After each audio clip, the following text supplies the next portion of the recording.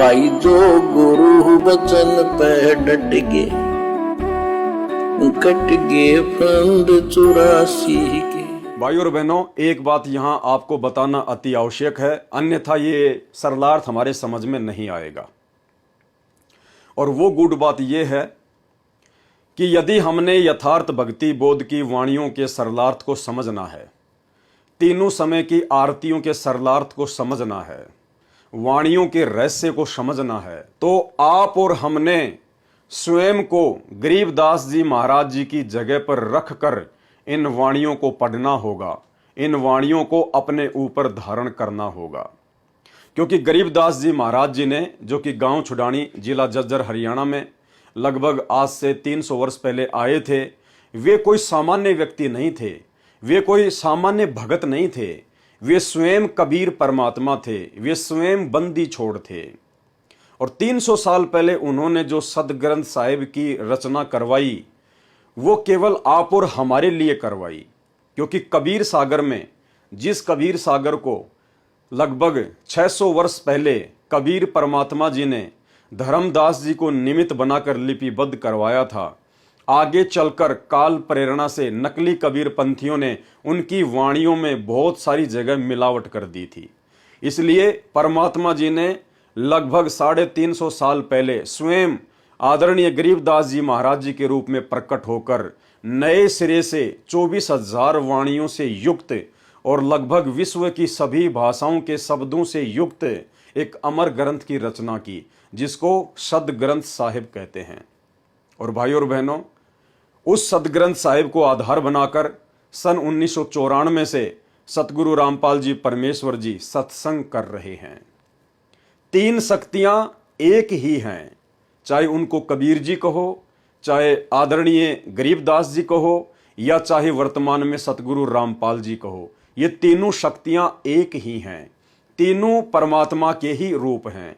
आप और हमारे लिए परमात्मा समय अनुसार भिन्न भिन्न रूप धारण करके इस प्रकार की लीलाएं करते हैं। तो भाई और बहनों, यदि आप जी ने वास्तव में इन विशेष गूढ़ रहस्य युक्त वाणियों को समझना है, तो आप जियों ने 2 काम करने पड़ेंगे। सबसे पहला काम, जो ये गरीबदास जी महाराज जी हैं, और गरीबदास जी महाराज जी को लीलामय रूप में 350 साल पहले जिंदा महात्मा के रूप में कबीर जी आकर मिले थे, ये दोनों शक्तियां एक ही हैं। ये परमेश्वर जी का डबल रोल था, ये उनकी लीला थी। जिस प्रकार 600 वर्ष पहले काशी के भंडारे में कबीर परमात्मा स्वयं ही केशव बंजारे का रूप बनाकर 18 लाख लोगों के लिए भंडारे का सामान लेकर सतलोक से आए थे।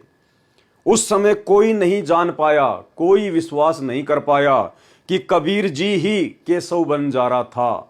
हम 64 लाख भगत भी यकीन नहीं कर पाए, क्योंकि परमेश्वर ऐसी ही लीला करते हैं।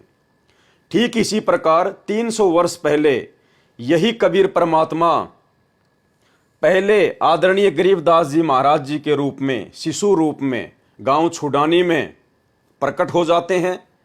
10 साल की उम्र के हो जाते हैं। उसके बाद उन्हीं का दूसरा रूप जिंदा बाबा का रूप बनाकर उनको छुडानी के खेतों में मिलता है। एक डबल रोल किया परमात्मा ने, लीला की, आप और हमें समझाने के लिए, आप और हमारे आत्मा के कल्याण के लिए, उस सदग्रंथ साहिब को लिखवाने के लिए।